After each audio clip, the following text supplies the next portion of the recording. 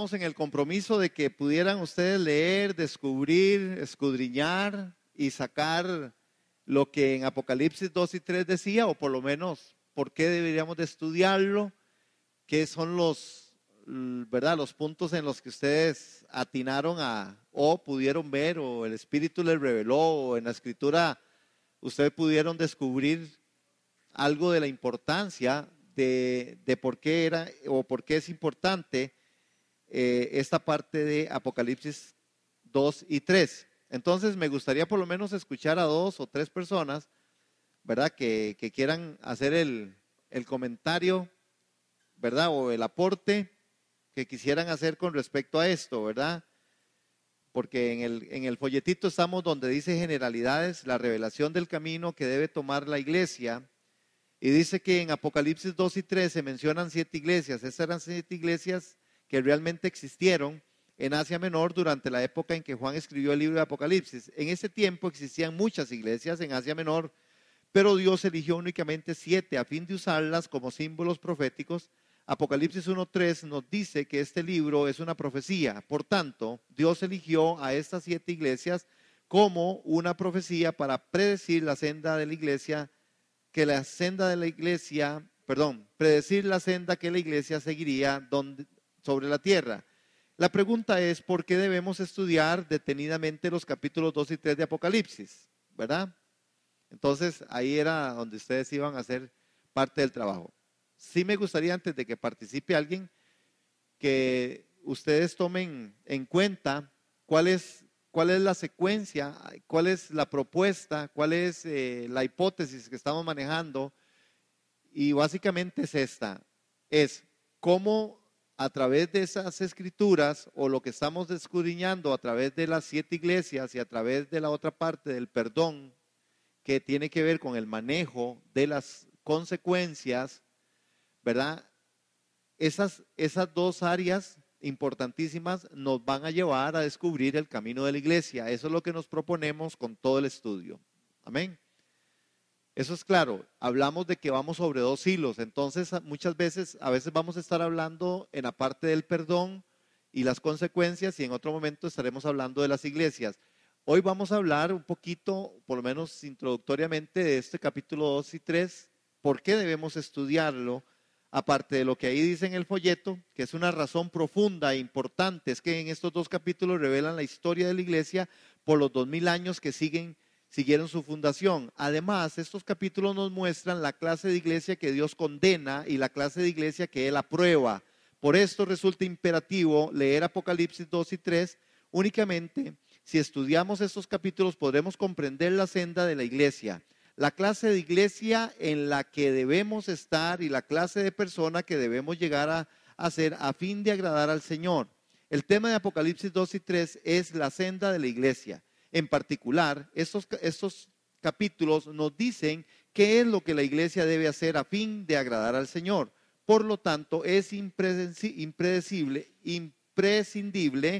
que entendamos Apocalipsis 2 y 3, si no nos podremos ser cristianos de calidad. Entonces, quiero escuchar por lo menos a 2 o a 3 personas. Aquí está el micrófono y que puedan compartir lo que pudieron descubrir en la lectura de Apocalipsis 2 y 3. Vamos, hermanos. Ganémosle al tiempo, anímense. Hay 2 segundas. Vamos. De hermanos.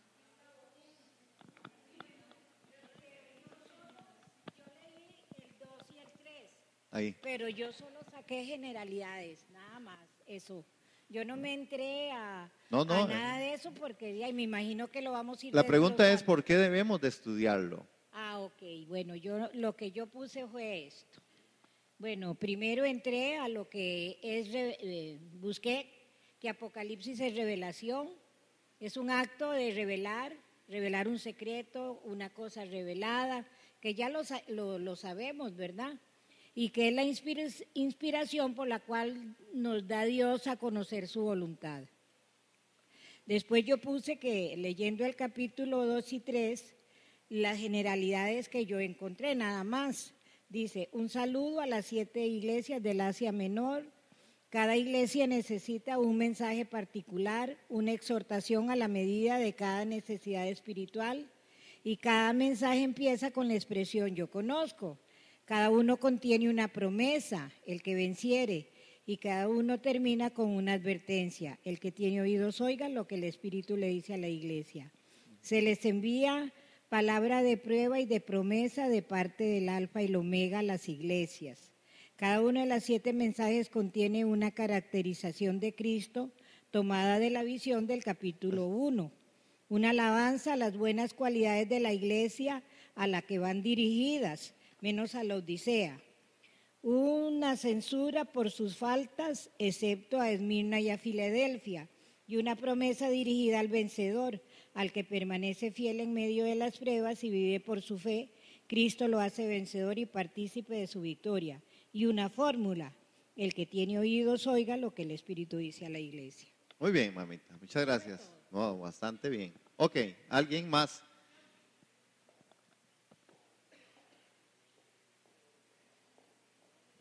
Bueno, yo también, buenas noches, saqué generalidades de estas, ¿verdad?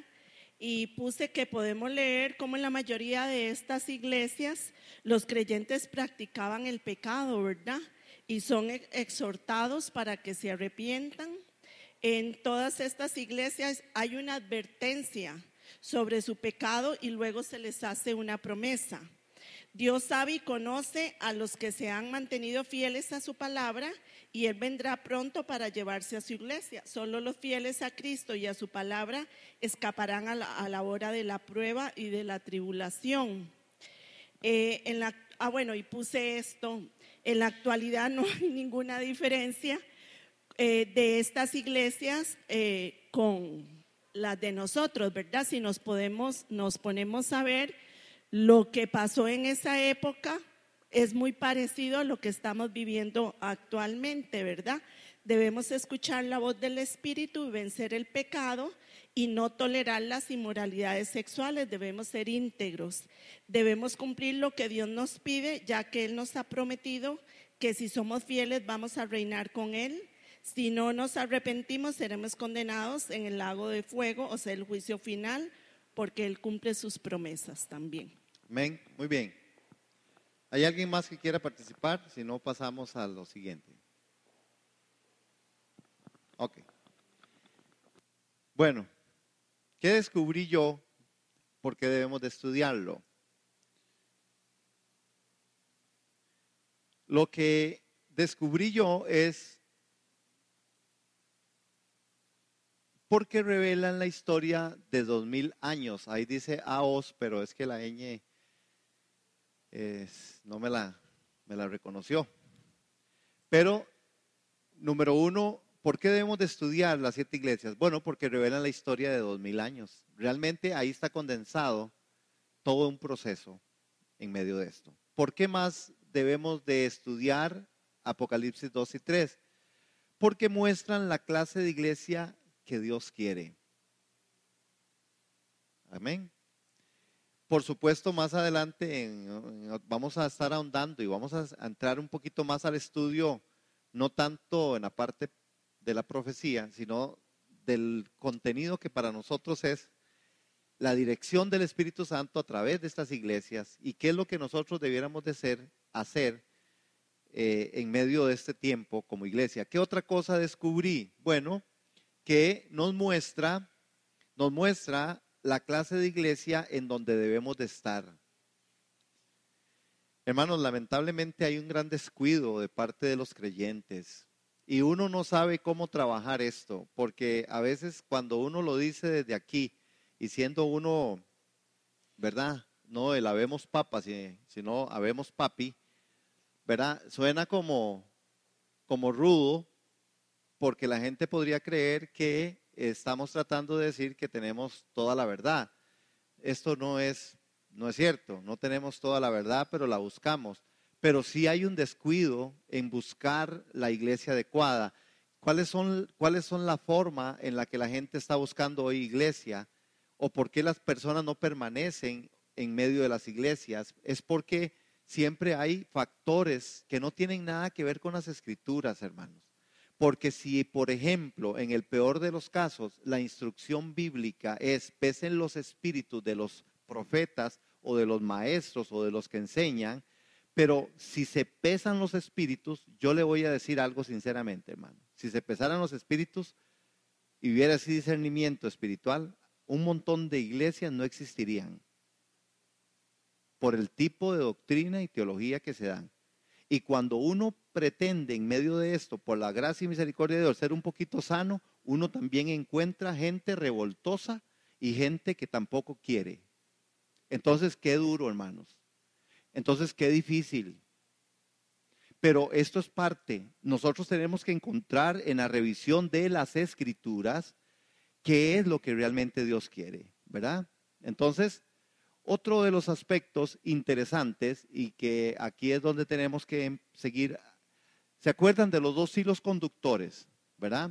Nosotros estamos trabajando sobre eso, 2 hilos conductores que nos van a llevar a nosotros por este camino para llegar a descubrir. Por lo menos hasta aquí yo siento que tenemos 2 antecedentes en la generalidad. Tenemos 2 aspectos en la generalidad que son las figuras proféticas del libro del Apocalipsis en las 7 iglesias, ¿verdad?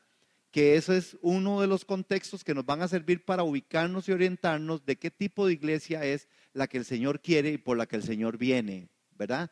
Otro antecedente general que hemos puesto en la generalidad tiene que ver con el asunto del pecado y de las consecuencias, el trabajo y el trato de las consecuencias. Dije en la primera charla o en la primera parte de la instrucción o el martes pasado que hay uno de los grandes problemas que yo siento que estamos acarreando es que no estamos manejando de forma adecuada las consecuencias. ¿Por qué yo en la propuesta y por qué yo en esta parte con el deseo de instruirnos y de que aprendamos y que los santos, ¿verdad?, seamos formados? Es porque yo sí creo que nuestra razón más fuerte y poderosa tiene que nacer del texto sagrado, hermanos. Y el texto sagrado es el que nos tiene que direccionar. A nosotros no nos puede direccionar, hermanos, ninguna parte dogmática. Lamentablemente, y en esta noche tal vez yo voy a apuntar ahí, hay algunas cosas dogmáticas y está bien, hermanos. El dogma, sabemos qué es el dogma, ¿verdad? Si no lo saben, pregúntelo. ¿Ustedes no saben? Yo tampoco. Ok, yo no sabía, pero la parte dogmática es la parte en la que, por ejemplo, mejor con un ejemplo, digamos, como iglesias, la iglesia pone dentro de la parte doctrinal teológica aspectos tales que salen del texto sagrado que dice, bueno, el que cree se bautiza y el que es bautizado. Entonces, en muchas iglesias la parte dogmática viene cuando se dice, bueno, si usted no es bautizado, usted no puede tomar la Santa Cena. Eso es dogma. Eso es lo que introdujimos, aunque Santa Cena, ¿verdad? Es bíblica, pero no dice el texto que usted tiene que ser bautizado para tomar la Santa Cena. Lo que el texto sagrado dice es que usted debería ser bautizado después de que cree en el Señor Jesucristo y que debería tomar la Santa Cena también después de que usted ha aceptado a Cristo en su corazón.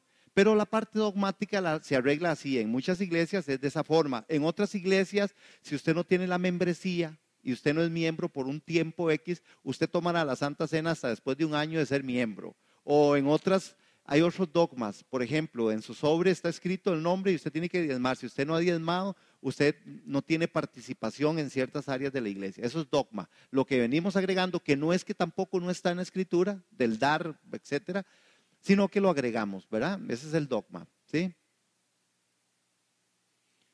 A mí me quedó muy claro con ese texto, con ese curso que llevé. Se llamaba Teología Reformacional, un nuevo paradigma para hacerla dogmática. ¿Verdad? ¿Verdad? Solo el título me salió un examen y lo perdí. Pero me lo tuve que aprender.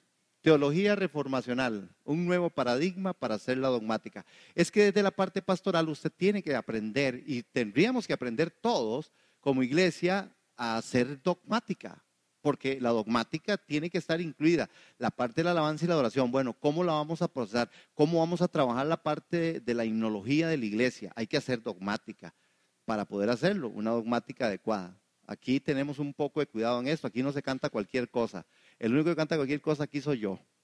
Pero, por ejemplo, el grupo tiene el cuidado de guardar la himnología, tenemos cuidado de revisar las que estamos cantando. Hemos quitado algunas canciones porque no tienen el... Pero bueno, eso es parte de la dogmática, ¿sí? Entonces, también es que aquí tenemos dogmática, ¿verdad? Hay dogma, pero si quieren aprender mucho del dogma, estudies en todo lo que es la Iglesia Católica Romana y usted encontrará, hermanos, que el Papa ya lo entronaron y toda la cosa. Ok, cuando hablamos de los 2 hilos,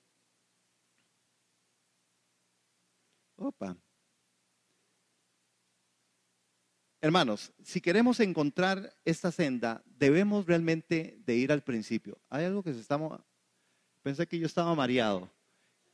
Vi moviéndose eso.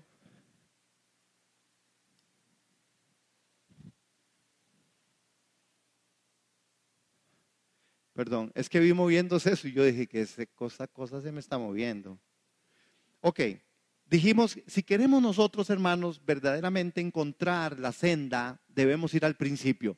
Esto no es una gran revelación, pero es algo que hemos descuidado. ¿Cuál es el principio? Bueno, para nosotros la parte bíblica es el principio y el principio de la Biblia es Génesis, ¿verdad? Yo quisiera arrancar en Génesis capítulo 1, pero por espacio y todo, porque en Génesis capítulo 1 y capítulo 2 se habla de la buena creación de Dios. Somos la buena creación de Dios. Amén. Pero bueno, por espacios y tiempos podríamos entonces nosotros capturar otra parte de la idea y vamos a empezar con la parte del pecado ocasionado por la tentación, el procedimiento del tentador. ¿Sí? ¿Perdón? Camino, el camino, la senda, ¿verdad? La senda antigua, el camino, la brecha, la puerta por donde tenemos que cruzar, esa es la senda. Ok, el pecado ocasionado por la tentación, el procedimiento del tentador. Vean qué interesante, hermanos. Ustedes ahí en sus folletos tienen el procedimiento del tentador. Vean en la parte de la generalidad. Dice, y le voy a permitir a Angie que lo lea porque está aquí muy cerca. A ver, Angie. El primer párrafo hasta donde dice el procedimiento del tentador específico. La caída del hombre fue ocasionada por la tentación de la serpiente, que sembró en la mente del hombre semillas de la desconfianza y la incredulidad. Indudablemente, el plan del tentador fue hacer caer a Adán como cabeza del pacto. Sin embargo, se dirigió a Eva probablemente porque no era cabeza del pacto y ella no había recibido el mandato de Dios directamente, sino en forma indirecta y consecuentemente sería más susceptible al argumento y a la duda. Y de hecho se convertía a Eva en el agente más efectivo para llegar al corazón de Adán. Ok, vean el procedimiento, hermanos, del tentador específico. Dice, número 1, siembra la semilla de la duda poniendo a discusión la buena intención de Dios y sugiere que su mandato había sido efectivamente un atropello a la libertad y a los derechos del hombre. Eso es lo primero que empieza a darse en medio de esto. El tentador viene y siembra la semilla de la duda, la desconfianza.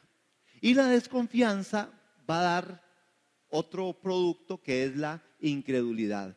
Hermanos, no hay otro aspecto tan fuerte en la vida del ser humano que cuando hay algo de desconfianza, hermanos, usted se vuelve incrédulo. Cuando usted desconfía de algo, después, por más que a usted le aseguren que aquel asunto que a usted le dijeron va a salir de una forma distinta, usted va a decir, no hombre, ¿qué va? No es que ya me pasó.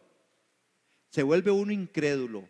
La incredulidad toma un lugar cuando hay desconfianza, hermanos. Entonces, específicamente está la duda y está, número 2, la incredulidad. Dice en la parte 2, cuando se da cuenta mediante la disposición de Eva que la semilla tenía raíz, Génesis 3:2, añade la semilla de la incredulidad y el orgullo, negando que la transgresión tendría que resultar en muerte, dando a entender que el mandato de Dios tenía la fuente del egoísmo para conservar al hombre bajo sujeción. Y afirma el tentador que al comer del árbol el hombre se volverá como Dios.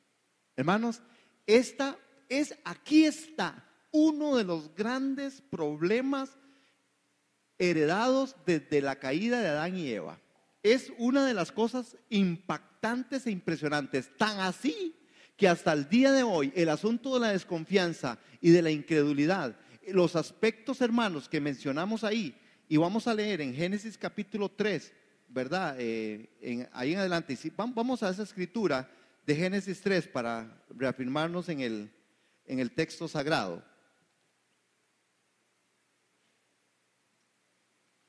Génesis en el capítulo 3.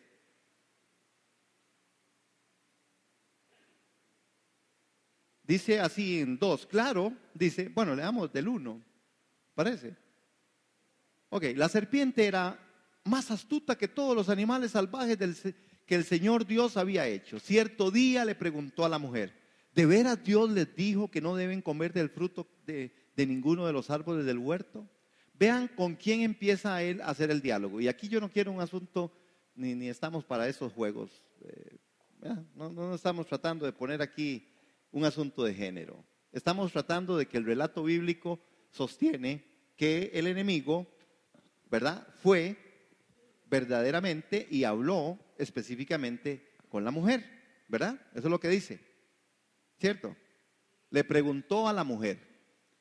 Y ya dijimos la razón por qué fue que le preguntó a la mujer. Posiblemente muy astutamente, Adán, era más fuerte el lazo de Adán con Dios, hermanos. Posiblemente por todo, porque Adán fue primero.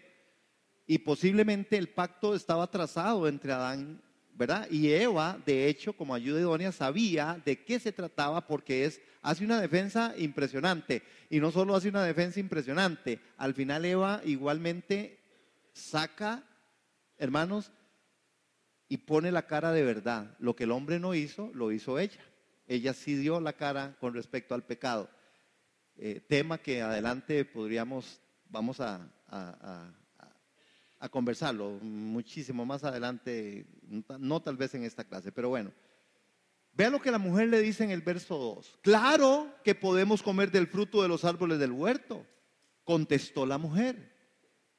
Es solo del fruto del árbol que está en medio del huerto del que no se nos permite comer. Dios dijo, no deben comerlo ni siquiera tocarlo, si lo hacen morirán. Verso 4, no morirán, respondió la serpiente a la mujer. Más bien, dice, Dios sabe que en cuanto coman del fruto, se les abrirá los ojos y serán como Dios con el conocimiento del bien y del mal. Y si usted ve el verso 6, dice, y la mujer quedó convencida.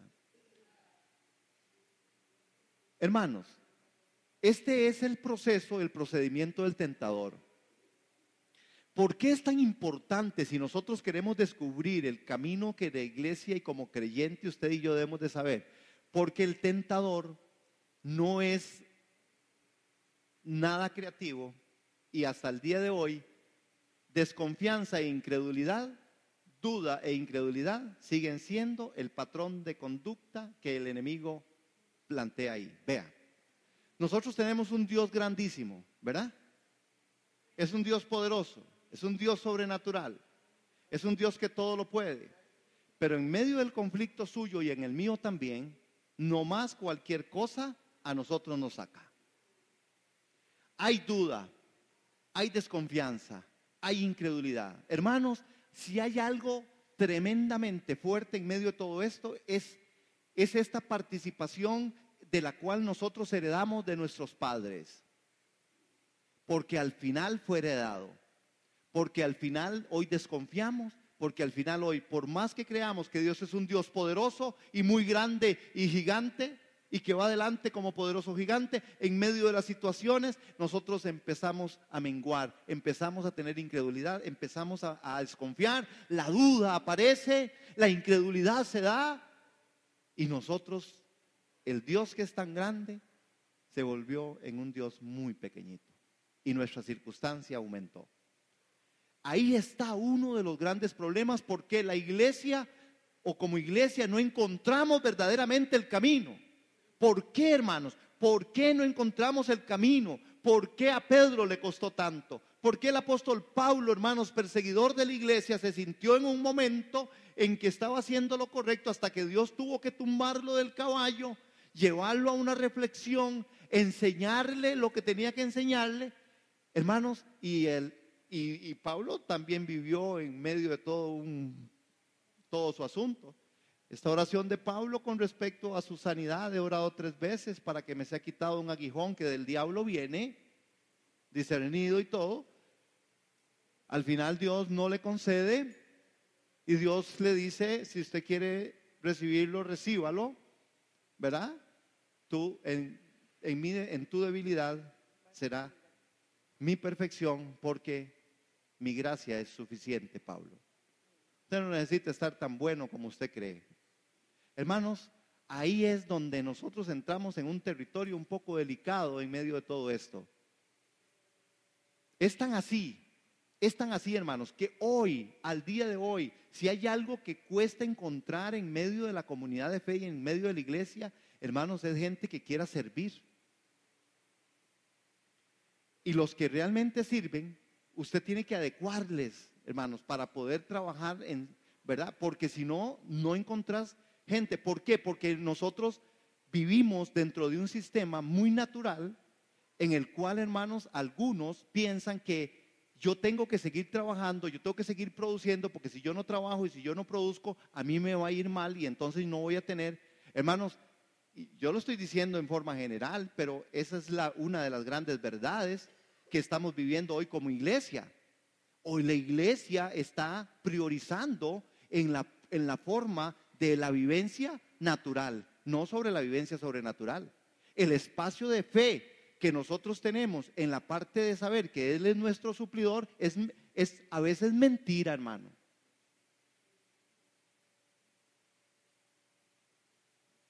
Don Juan Kessler le preguntaron a los casi 80 y un montón de años que si se iba a pensionar. Y entonces don Juan tiene un humor muy bueno, humor bíblico, muy. Dice: he estado buscando por todos estos 80 años dónde las escrituras me llevan a la pensión y no lo he encontrado. Dice: pero cuando lo encuentre me pensiono. No hay pensión en el servicio a Dios. No hay, hermano, no hay tiempo, no hay horario. Desgastarse en el reino es el privilegio que tenemos, hermanos, y no todo mundo lo quiere, ni todo mundo está de acuerdo, ni todo mundo, hermanos, porque hay una cosa que se llama desconfianza, perdón, e incredulidad, y le pasa a ustedes y me pasa a mí, que sirvo a tiempo completo en el ministerio, porque cuando uno ve la cosa tan bien difícil, uno dice: aquí será mejor salir en carrera y ver qué hago, a vender, no sé, aguacates, oro, a ver qué pasa. Es decir, nos entra, hermano, porque es difícil. Yo no estoy diciendo aquí, ni quiero hacer el comentario que estoy haciendo para que ustedes piensen que yo sí lo superé. No, todavía yo no he pasado por donde asustan en esa área, y hay cosas que me cuestan mucho más que a ustedes, porque yo tengo que vivir sobre confianza y saber que Dios me sostiene y que Dios va a sostener mi familia por pura fe. Y la fe radica en que ustedes dan, y si ustedes no dan, yo no puedo. Así es de fácil, hermano. Pero el factor que a la iglesia no le está dando el norte del camino que debe seguir la iglesia, tiene que ver mucho con este factor. Porque hoy, hermanos, no nos desgastamos en el reino, hoy nos desgastamos en el trabajo. ¿Está mal? No está mal, hermanos. Y yo no quiero que nadie salga de aquí pensando que está mal. No está mal, hay que trabajar. El que no trabaja, que no coma. El punto está, hermanos, en que nosotros logremos discernir por el Espíritu Santo de verdad que es el punto en el que esa semilla fue sembrada. Hermanos, ¿dónde está mi confianza? El punto y lo que les quiero vender, hermanos, es que definitivamente nosotros tenemos que entender, hermanos, no hay un privilegio mayor que servir en la casa de Dios.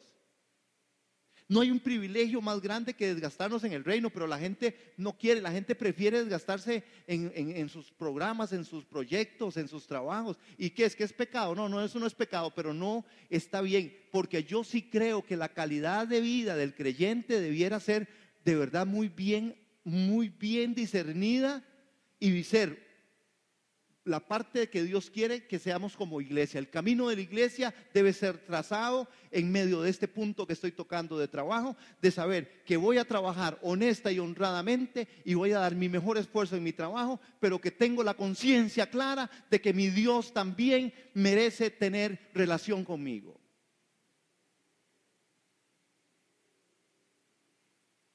Si usted quiere trabajar 12 horas, trabaje. Si usted quiere seguir desgastándose en otro montón de proyectos suyos, desgástese. Pero ¿por qué dejar a Dios?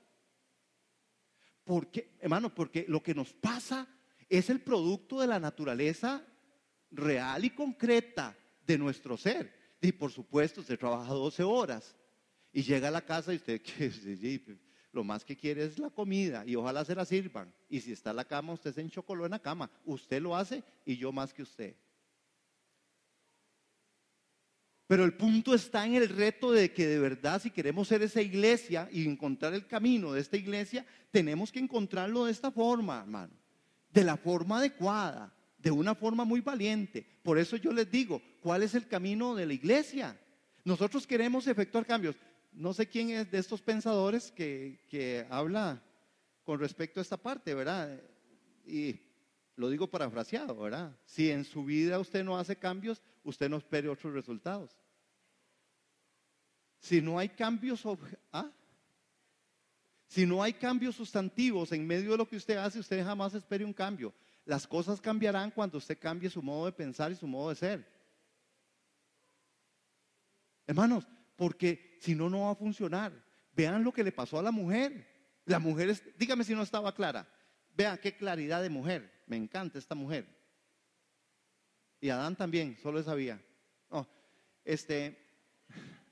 No deben comerlo ni siquiera tocarlo.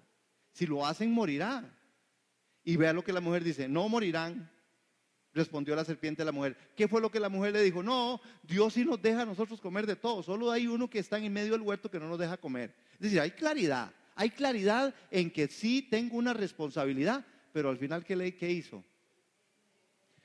Se dejó seducir. ¿Está siendo la iglesia seducida hoy o no? Sí está siendo seducida. ¿Por qué la iglesia se seduce? Porque nosotros, hermanos, tenemos desconfianza, hay incredulidad. Nosotros no creemos muchas veces en factores que nuestro Dios es suficiente para mí.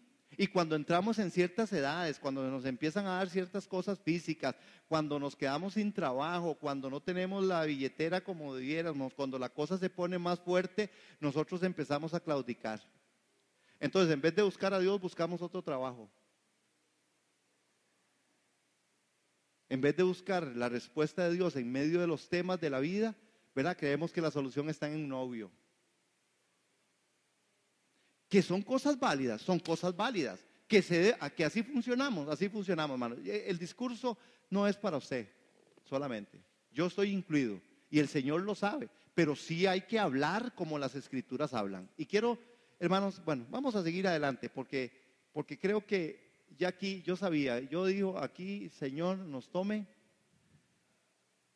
Estos dos factores están hoy en iglesia: duda e incredulidad. Note los dos textos. Estos dos textos, vean qué interesante, hermanos. Vean dónde está la duda y la incredulidad. Hay un texto que allá aparece en Romanos 3:23, dice: todos pecaron. Por cuanto todos pecaron, todos están destituidos de la gloria de Dios. ¿Cómo interpreta usted Romanos 3:23? ¿Quién quiere leerlo? Romanos 3:23.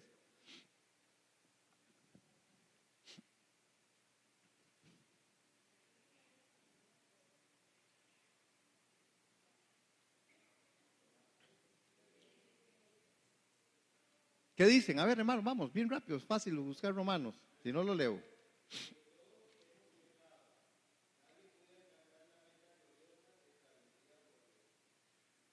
Noten esto, porque aquí yo voy a poner un punto pastoral, un punto de iglesia, un punto de doctrina que podríamos llevar a la dogmática. ¿Qué dice Romanos 5:10? Y 1 Timoteo 2. Yo voy a leer 1 Timoteo 2 del 1 al 7, pero léanme ustedes por favor 5:10. ¿Qué dice?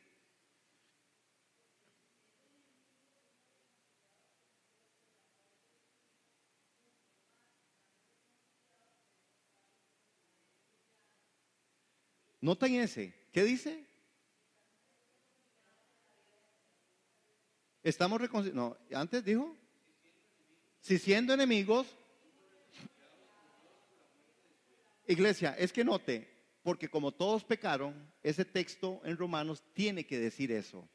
Porque, ¿qué dice? Es decir, ¿qué fue lo que nos convirtió en enemigos? Todos somos enemigos. ¿Por qué? Porque todos pecamos. Noten estas dos palabras, todos, todos. Va a aparecer en todos. Le leo 1 Timoteo 2 del 1 al 7. Vea que dice 1 Timoteo 2. En primer lugar te ruego que ores por todos los seres humanos. Pídele a Dios que los ayude. Intercede a su favor y da gracias por ellos. Ora de ese modo por los reyes y por todos los que están en autoridad para que podamos tener una vida pacífica y tranquila, caracterizada por la devoción a Dios y la dignidad.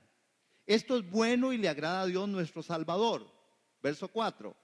Quien quiere que todos se salven y lleguen a conocer la verdad. Quien quiere que todos se salven y lleguen a conocer la verdad. Pues hay un solo Dios y un solo mediador que puede reconciliar la humanidad con Dios. Y ese es el hombre Cristo Jesús. Él dio su vida para comprarle la libertad a todos. Ese es el mensaje que Dios le dio al mundo justo en el momento preciso. Y yo fui elegido como predicador y apóstol para enseñarles a los gentiles este mensaje acerca de la fe y la verdad. No estoy exagerando, solo digo la verdad. ¿Qué parece ese texto? ¿A dónde quiero llegar? Abramos los ojos del entendimiento, iglesia, de un Dios sobrenatural que nosotros tenemos. Y aquí es donde la discusión por tiempo y tiempo ha estado. Y igualmente, yo no pretendo en una noche, en un rato, en un discurso, en una prédica o en una enseñanza, tratar de cambiar, ni estoy aquí, lo sabe el Señor, tratando de cambiar ideologías, filosofías o teologías o doctrinas o lo que fuera. El punto de la salvación no es salir del pecado. El punto de la salvación es entrar a Cristo. Entonces, yo les digo, ¿cómo es que nosotros, bíblicamente, nosotros no pudiéramos, hermanos, bíblicamente, todos pecaron, todos destituidos, pero todos reconciliados, pero todos salvos, hermanos, tienen que ser parte de toda la verdad. O todos pecamos y todos somos salvos, o todos no pecaron y todos tampoco van a ser salvos. ¿Cómo desciframos este factor? Todos pecaron, están destituidos, mas todos son salvos si están en Cristo Jesús. ¿Me doy a entender, iglesia? Ahí es donde el pensamiento viene, hermanos. Los pensamientos que cabalgan en la iglesia por siglos y siglos y siglos ha sido parte del dogma. Los puntos doctrinales que alguna gente se arroga o se abrogan tienen que ver con otros pensadores, como Calvino, como Arminio, como Juan Hus, como usted póngale el nombre que quiera a todos los padres de la iglesia. Eran solo pensamientos doctrinal, bíblicamente, del centro de la Biblia. Tenemos que encontrar la respuesta adecuada, no del pensamiento doctrinal o teológico de un hombre, no importa cómo se llame, no importa si es Calvino o si es Arminio, no importa si es Juan Hus, no importa si es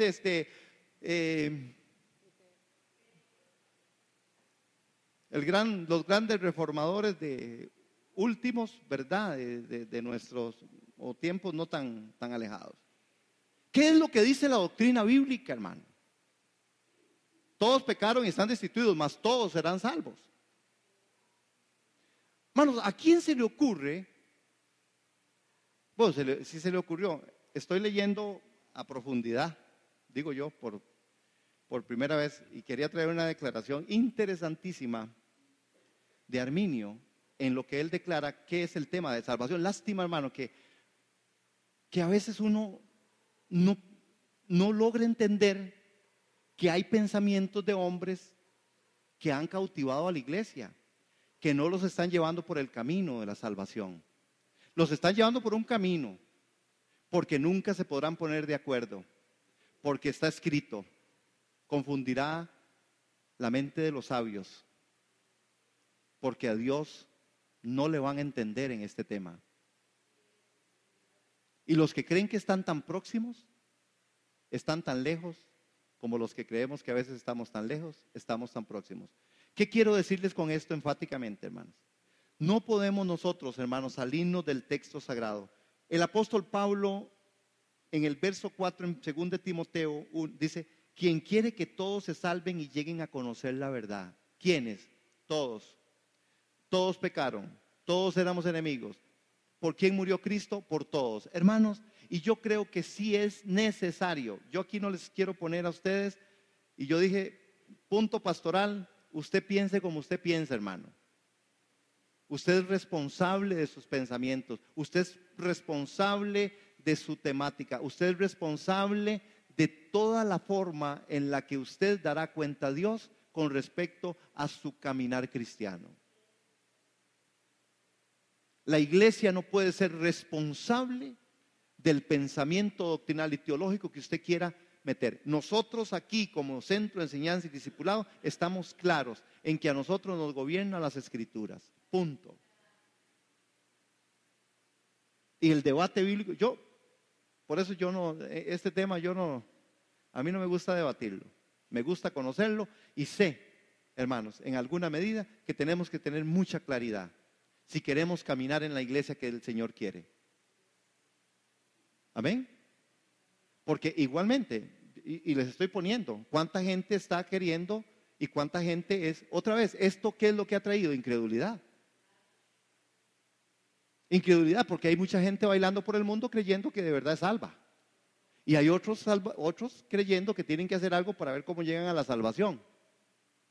¿Verdad? Y hay otros que están poniéndole, ¿verdad? Más o menos dando y comprando la salvación cuando no se puede comprar.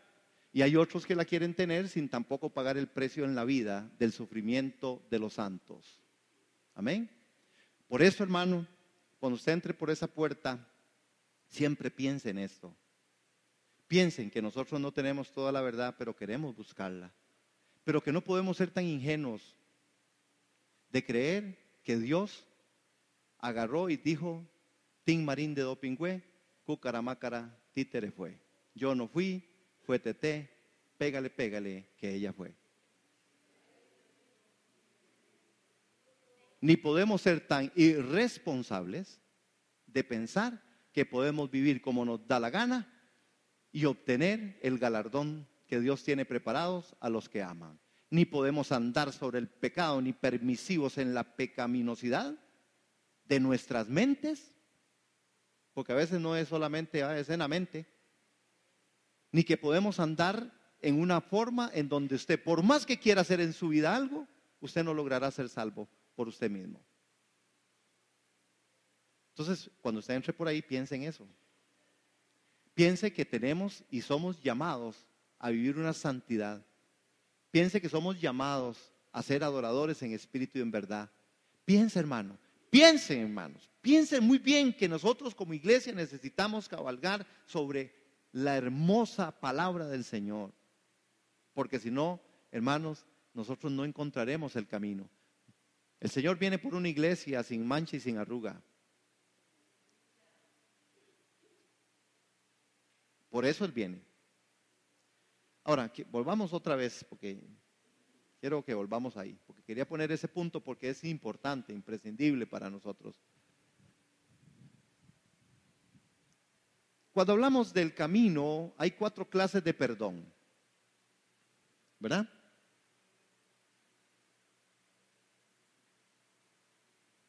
Hay textos, por ejemplo, en Gálatas 6:1, ¿verdad? Que me quedó abajo, voy a ver si lo puedo tratar de traer para acá. Que tiene que ver, hermanos, con la parte de la confesión, ¿verdad? Del pecado. Dice ahí en el folletito, dice: pero, ¿qué hacer si alguno peca? Si un creyente se descuida y peca incidentalmente, es decir, si yerra y es vencido por el pecado, ¿qué debe hacer? ¿Cómo podrá regresar al Señor? ¿Cómo podrá restaurar su comunión con Dios? Este es un asunto de suma importancia y debemos de estudiarlo detenidamente. Si no andamos conforme al Espíritu, ni vivimos según la vida divina, podemos caer en pecado en cualquier momento. En Gálatas 6:1 se nos dice: hermanos, si alguien se encuentra enredado en alguna falta, ¿verdad? Y sigue diciendo. En primera de Juan 2:1 dice: hijitos míos, si alguno peca. Es decir, hermanos, esto quiere decir que todavía es posible que los cristianos se vean envueltos en pecados, pues todavía persiste la posibilidad de que ellos pequen. Leemos en 1 Juan 1:8: si decimos que no tenemos pecado, nos engañamos a nosotros mismos. Y en el versículo 10 añade: si decimos que no hemos pecado, le hacemos a él mentiroso. Por lo tanto, alguna experiencia nos indica que todavía es posible que incidentalmente, que sobreviene en el curso de un asunto, los cristianos caigan en pecado. Y yo se la pongo de esa forma: si la Escritura da esa apertura, como iglesia, buscando el camino, la senda en donde debemos de trazar, hermanos, igualmente la Biblia nos trae a nosotros el recurso para verdaderamente salir en medio del tema, que es la confesión del pecado. El único pecado no perdonado es el pecado no confesado. Amén. Entonces, ¿cómo es que la iglesia está trazando su caminar cristiano? ¿Cómo es que nosotros debemos ver el norte en el corazón y en la santa voluntad de Dios? Con respecto al pecado tenemos que entender, hermanos, que no somos inmunes. Por eso la salvación no es un tema de salir del pecado. El tema de la salvación es entrar a Cristo. Porque aún el pecado nos acecha, tan así que la paga del pecado es muerte. Por eso es interesante, hermanos, poder entender algunas formas en donde la gente quiere reaccionar y poder decir: bueno, es que si Dios me salvó, ya yo soy salvo. Y que si peca y no se arrepiente, ¿qué pasa? Entran otros factores que son meramente no bíblicos, hermanos. Porque algo tengo un texto bíblico. A mí cuando la gente me pregunta: pero es que los que defienden esta parte tienen un texto y los que defienden la otra parte tienen... Sí, tienen un texto y todo el mundo tiene un texto, pero yo no puedo hacer de un texto, yo puedo hacer de un texto, si no tengo el contexto, lo hago un pretexto. Y no siempre porque yo tenga un texto, entonces quiere decir que hoy un poco de gente está diciendo que es que Jonatán le dijo a David cuán hermoso era y se le declaró, y por eso ahora son gay porque se le permite. Porque eso es lo que están haciendo los irresponsables también en otro tipo de teología y de doctrina. Sacan un verso y dicen: por eso es que Dios dijo que no, que ya Él me escogió y ya me escogió por siempre, o que yo haga todo lo que me dé la gana. O el otro extremo que sencillamente dice: bueno, no, es que yo aquí estoy pulseando porque de todas formas ya diezmé, estoy orando y voy a ayunar y por eso yo la salvación la voy encaminando ahí voy bien, peco, rezo y empato. Irresponsables que sacan textos de un lado y del otro. Eso es irresponsabilidad. Por eso tenemos la sana doctrina. Y la sana doctrina tiene que ver, hermanos, con este aspecto en donde lo central sea la Escritura. Hermanos, nadie que peque entrará al reino. Punto. ¿Y quién no peca? Entonces, al final, hermanos, el tema de Dios tiene que ver con otra cosa. Yo me he cansado aquí de decir: no tiene que ver con salvación. El punto no está en la salvación, el punto está en el señorío de Cristo en mi vida. Y para el señorío de Cristo yo no tengo que sacar ningún texto. Tengo que solo agarrar la Biblia y colocármela aquí de frente y saber que Él es el Señor, Él es el Kyrios. No tengo que desconfiar, no tengo que entrar en argumentaciones. ¿Por qué soy salvo? ¿Por qué no soy salvo? ¿Por qué si me pierdo? ¿Por qué no me pierdo? No tengo que entrar. La argumentación del señorío de Cristo es en el diario vivir, es en la santidad, sin la cual nadie verá al Señor. Si usted camina en santidad todos los días de su vida, usted encontrará el favor de Dios. Porque la Escritura así lo dice. El que me sirve a mí, dice, y ama mis mandamientos, dice, este tiene parte conmigo, hermano. ¿Amén? Hermanos, el Señor es claro en medio de todo esto, y nosotros como iglesia necesitamos encontrar cuál es el camino para ser la iglesia que el Señor quiere que seamos. No es un asunto de un factor de ser no solo Ok, estos somos un grupito, porque otra vez, hermanos, aquí hay iglesias que se siguen abrogando que ellos son los que de verdad son. Y tienen la fórmula mágica y la clave, ya saben cómo es. Eso es mentira. Por gracia somos salvos. Y no de nosotros, pues es bien de Dios. Tenemos que, hermanos, sacudirnos. No podemos seguir aceptando que agarremos un texto fuera de contexto para agarrar y hacer doctrina o teología o para hacer dogma. Tenemos que esforzarnos, hermanos, en la gracia que es en Cristo Jesús, Señor nuestro. El que tenga la salvación tan grande, cuídela, dice, porque ustedes, dice en el libro, también, dice usted, muchos pueden ser, ahí muchos se han deslizado.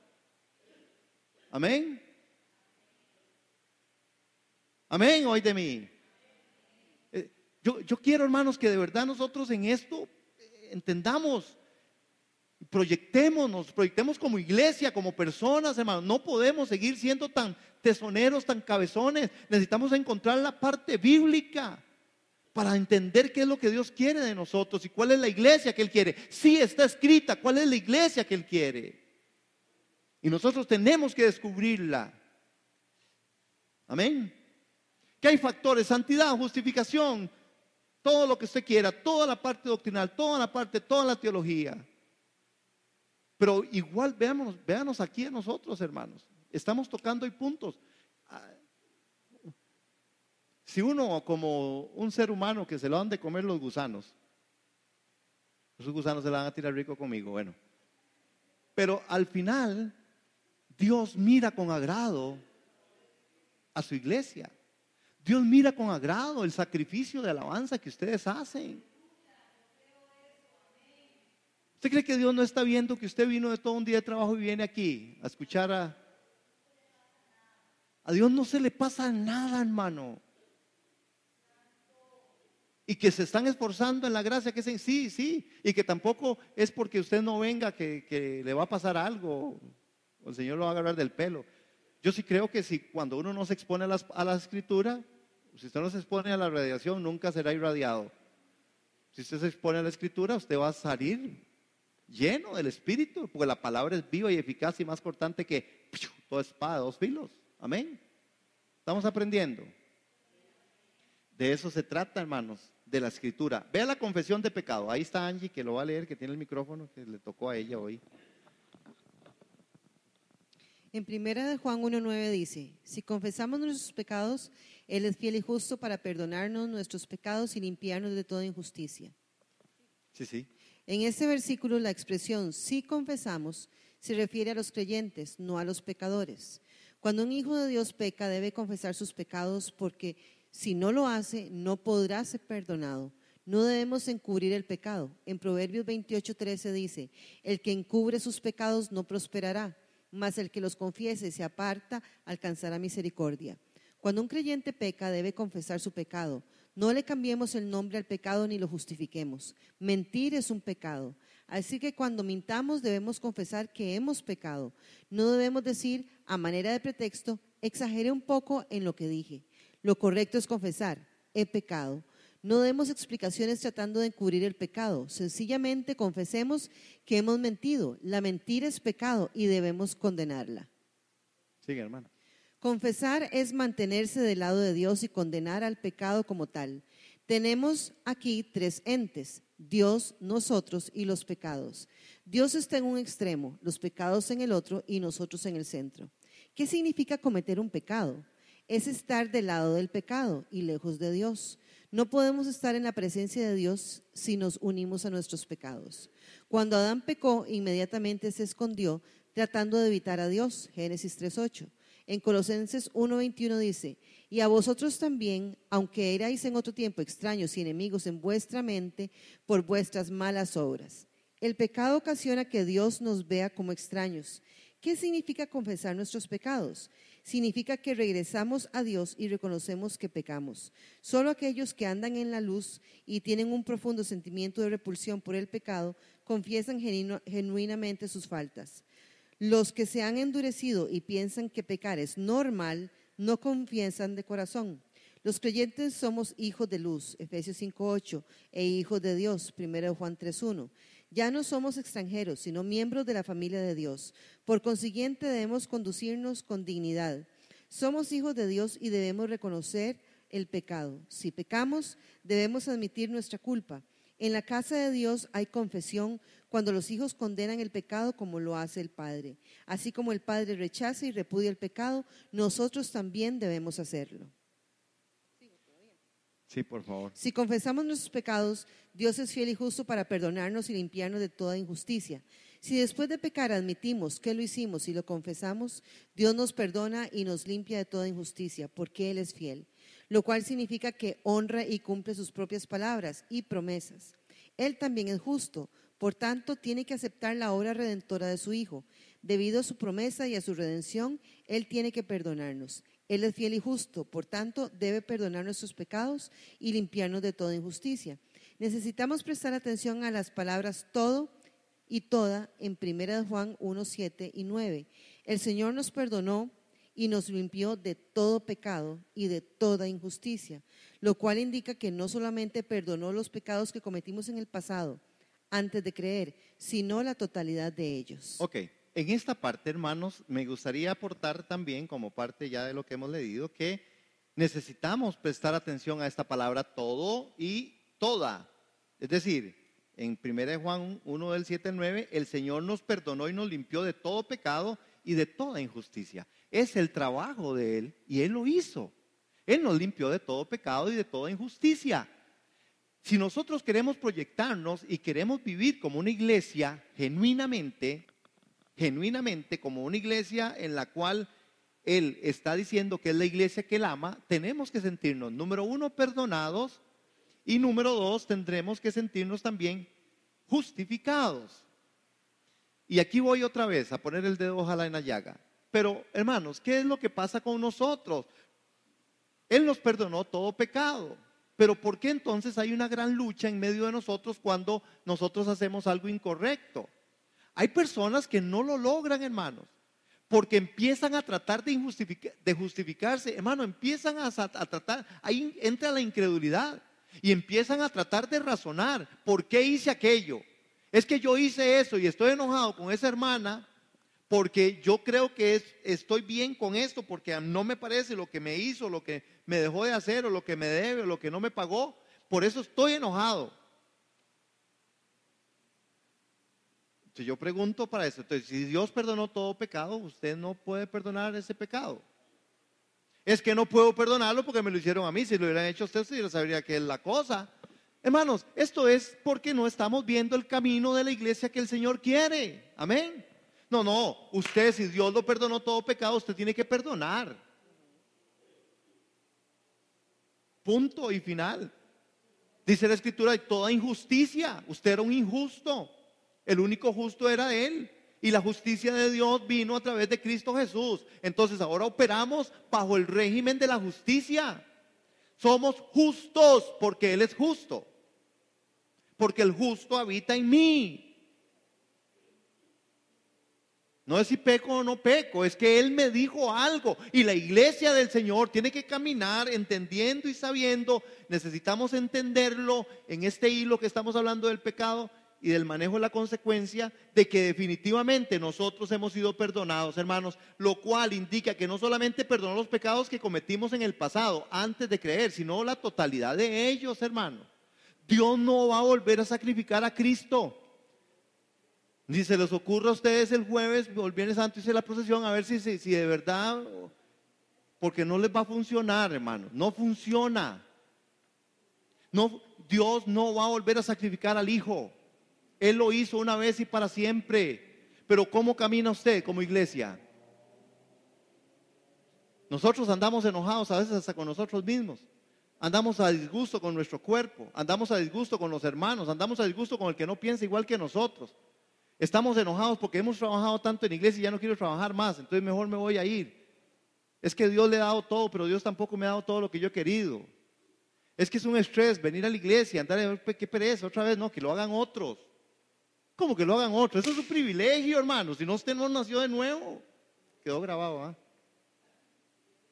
Es un privilegio.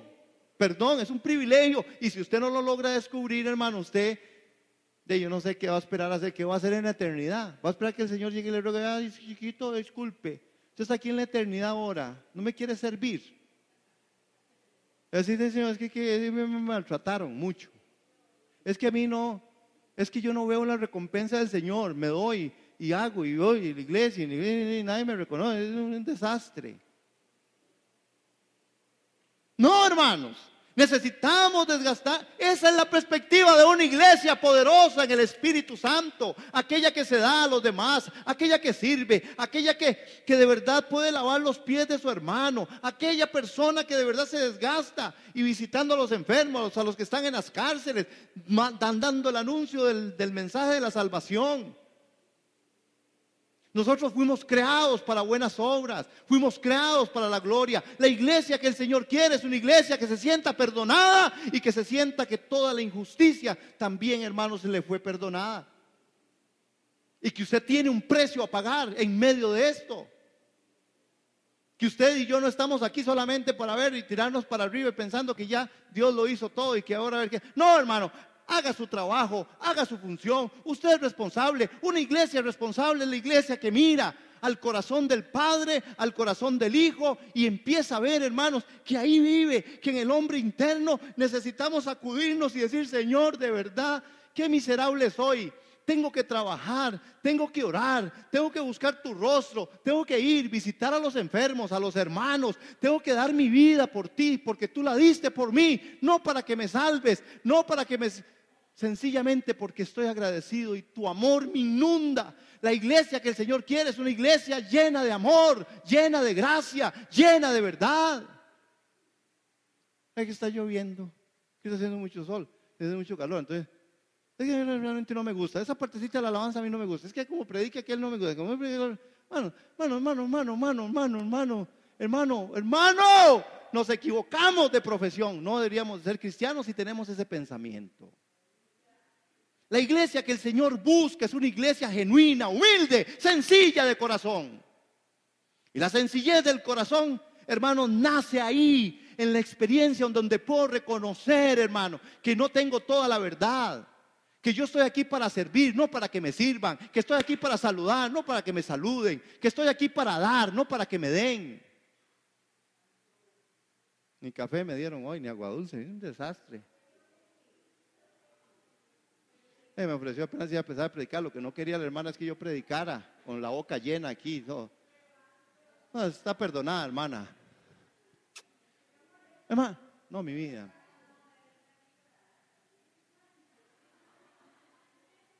Esa es verdad.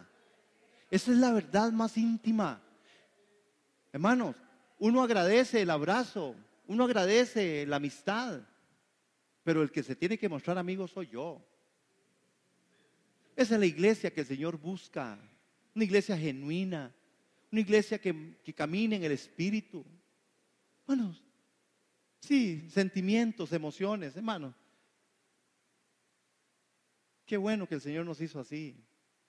Él sabe por qué tenemos que lloriquear de vez en cuando. Él sí sabe por qué me quejo. Él sabe, hermano. Pero vayamos a la madurez, vayamos a la excelencia, hermano. Hay cosas que ya no nos lucen, hermano. Yo traté de ponerme un arete como en otros años y viera que no me vi bien, por eso no vine a la iglesia así. Porque ya no me luce, hermano. En otro tiempo, una pega, no se me ha cerrado, es como una maldición.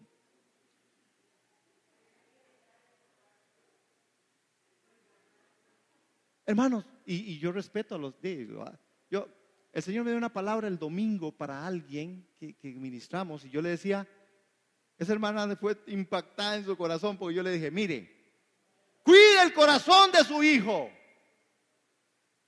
trabaja por el corazón de su hijo. Y si se le ocurrió pintarse el pelo azul, amarillo y rojo y ponerse 50 aretes, déjelo que algún día, como cuando llegue a esta edad ya sabe que no le va a lucir, entonces se los quita. Pero ¿por qué nos desgastamos en tanta tontería a veces, hermano? Nos desgastamos en pequeñeces. Santo Jesús.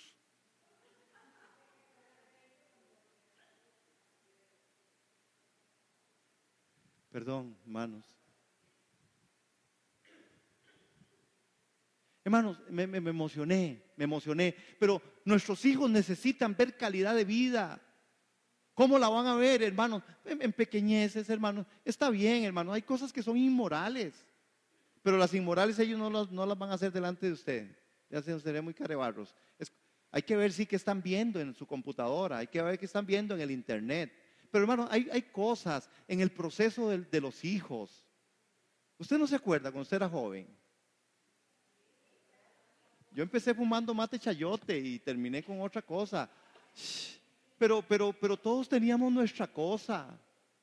Yo tenía el pelo largo, hermanos, y yo era un bicho, yo era una pinta. Pero vean aquí a este santo. ¿Sí? Véanlo, hermanos. Dios hace milagros.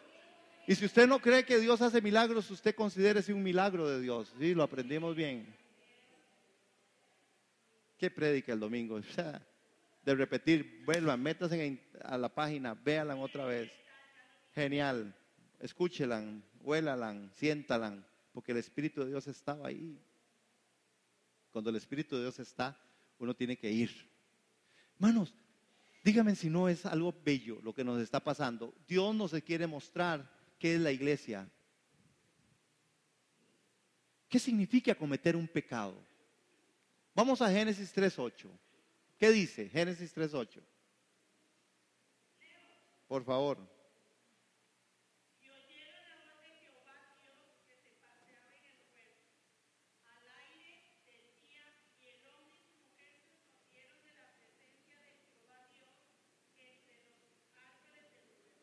Vean, hermanos, algo que el Espíritu a mí me asomó es que ahora ya no estamos, y es muy rudo, pero que ya no Adán se escondió detrás del árbol, ¿verdad? Está detrás del palo, pero que hoy hay una iglesia que se esconde en la misma iglesia para seguir pecando y no quieren oír la voz de Dios. Por eso, hermanos, hay un montón de iglesias diciendo todo, un montón de cosas, y la gente hoy no sabe quién es la iglesia de verdad. No se sabe, hermanos. Porque, ¿qué significa pecar? Es alejarme, esconderme de Dios. Amén. Si confieso mi pecado, Él es fiel y justo. ¿Qué dice Colosenses 1:21? ¿De ahí? ¿Nadie lo tuvo? Bueno. Sí, hermano. Dele. Nueva traducción viviente. Dele.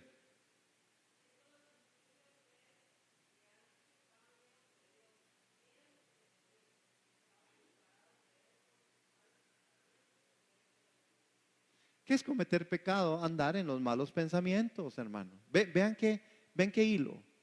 ¿Esos eran ustedes? ¿Ustedes andaban antes en dónde? En los malos pensamientos. Bueno, pero a veces nosotros no confesamos el pecado. Es un mal pensamiento, pero es que yo creí que era así, hermana. ¿No? Yo creí que era así. No es que usted creyó que era así. Es que cometer pecado tiene que ver con eso. Hay que confesar el pecado. Amén. Amén. Y esas citas siguen por ahí, pero dice la Escritura que Él es, si confesamos, Él es fiel y justo. ¿Para qué? Para perdonarnos. Y ya vimos el de todo y toda.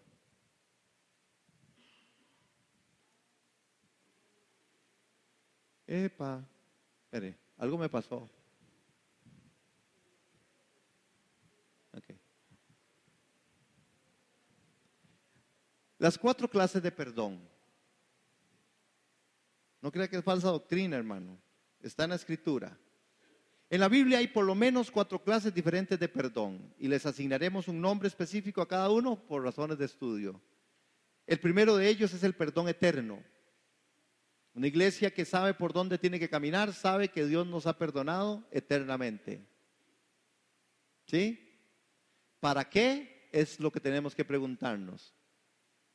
Amén. ¿A quién perdonó Dios? A todos en Cristo Jesús. En segundo lugar, el perdón instrumental, después lo vamos a explicar. El tercero es el perdón que se encuentra en la comunión. Y el cuarto es el perdón del gobierno de Dios. Si un creyente desea llevar una senda recta en una búsqueda espiritual, necesitará conocer bien en qué consiste el perdón del gobierno de Dios. Recordemos que vamos a trabajar el tema sobre lo que se llama o llamé al inicio, en este folleto los 2 hilos. Y el primer hilo es los símbolos proféticos que nos contextualizarán el mensaje de las 7 iglesias de Apocalipsis 2 y 3, que sin duda alguna es la revelación del camino que debe tomar la iglesia. El segundo hilo nos va a llevar a mirarnos a nosotros en nuestro caminar cristiano, en donde las consecuencias de lo que éramos no han sido bien trabajadas, y para algunos o para muchos esto no los ha dejado crecer hasta la estatura del varón perfecto, dando como consecuencia que en el camino que se debe tomar la iglesia se ha visto lleno de frustraciones y de divisiones. Hoy tenemos que llegar hasta ahí, a las 8:20.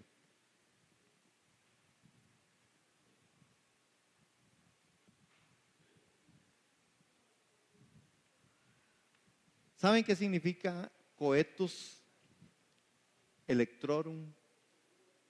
¿No saben? Tarea. Investiguen. Es muy vacilón. Coetus electrorum. ¿Ah? ¿El qué? Ajá. Ok. Hermanos, vamos a orar para terminar, porque ya Olguita tiene que irse. Padre, te damos muchas gracias en el nombre de Jesús por la oportunidad que nos has regalado en esta noche de poder descubrir las Escrituras. Señor, y queremos cerrar este tiempo yéndonos a nuestros hogares pensando en qué es lo que la Escritura dice. No es lo que el hombre dijo, no es lo que la historia ha dicho de los que han estado, sino lo que tu palabra dice, Señor. Enséñanos a reconocer las Escrituras. Benditos sean los dogmas en medio de la iglesia, bendita sea la doctrina en medio de la iglesia. Bendito sea, Señor, las personas que has dado revelación en medio de los tiempos y los tiempos que nos han ayudado a comprender muchas cosas. Pero en esta noche, Señor, y en este tiempo, queremos descubrir cuál es el caminar de nosotros como iglesia. Enséñanos en esto. Enséñanos a través de las Escrituras, del texto sagrado. Y muchas gracias por este espacio. Bendecimos también a los que puedan traer hoy su ofrenda. Y gracias, llévanos a nuestros hogares con bien, en el nombre de Jesús. Amén.